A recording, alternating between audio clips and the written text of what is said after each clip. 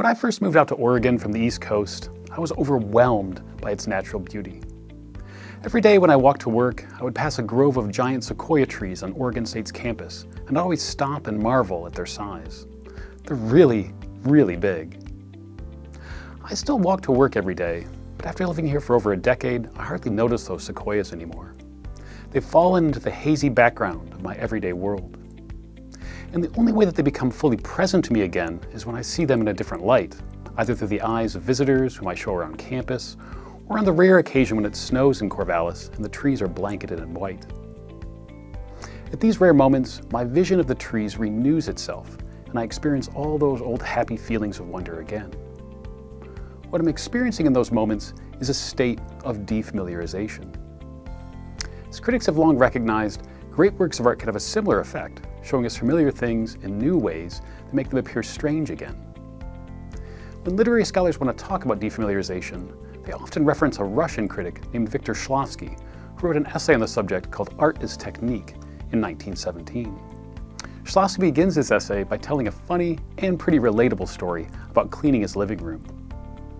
As he walks toward his couch, he suddenly cannot for the life of him remember whether or not he had already dusted it. As he concludes, if I had dusted it and forgot, that is, had acted unconsciously, then it was the same as if I had not. Now, this funny moment isn't just an excuse to stop cleaning. Shklovsky also uses it to ask a set of profound questions about our daily lives. How many of our everyday actions do we perform automatically? How much of our daily life, in other words, is governed by simple, stupid habit? Do we turn off our minds only when we're washing the dishes or taking out the garbage? Or do we also do so at work, or even at home, when we interact with our loved ones? If we live our lives in this habit-driven way, Shklovsky concludes, then such lives are as if they'd never been, like the sofa that may or may not have been dusted, or the sequoias that I don't see anymore. This process may seem inevitable, even more so in our current world. When I'm scrolling through an endless social media feed on my phone, my brain is never fully or even partially engaged with what I'm doing. When I'm making my lunch or unloading the dishwasher, my actions amount to little more than sleepwalking. So, how do we break out of these habits? Well, Shklovsky suggests that art, precisely by being difficult, can help. As he writes in this key passage of his essay, art exists that one may recover the sensation of life. It exists to make one feel things, to make the stone stony. The purpose of art is to impart the sensation of things as they're perceived and not as they are known. The technique of art is to make objects unfamiliar, to make forms difficult, to increase the difficulty and length of perception because the process of perception is an aesthetic end in itself and must be prolonged. Art is a way of experiencing the artfulness of an object. The object is not important. This is a pretty complicated passage, but what Shklovsky seems to be getting at here is that there's a difference between seeing something directly with our minds fully engaged and knowing something through habit. One way to counteract habit is to temporarily frustrate our minds, to conjure up a state when the thing I'm looking at, whether it be a sofa or a stone or a sequoia, appears strange and new. And this sensation of perceiving rather than knowing delights us. It makes us feel like we're children again, and the world is fully magical. So what does this look like on the page?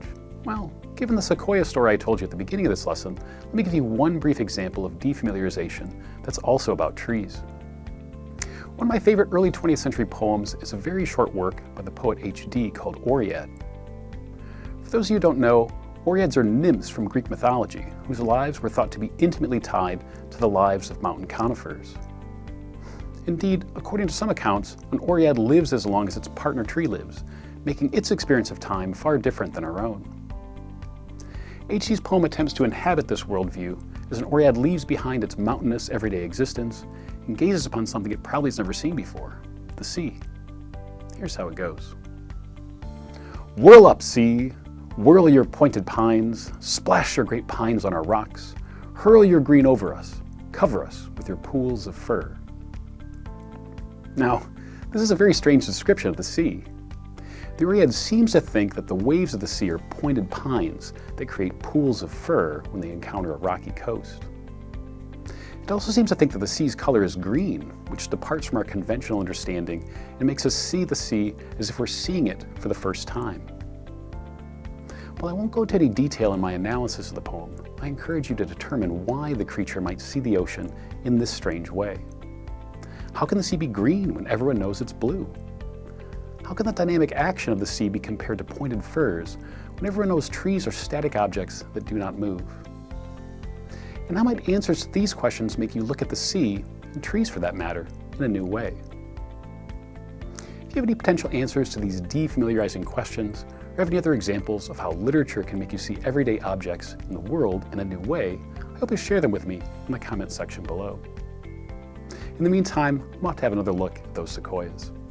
Happy reading, everybody.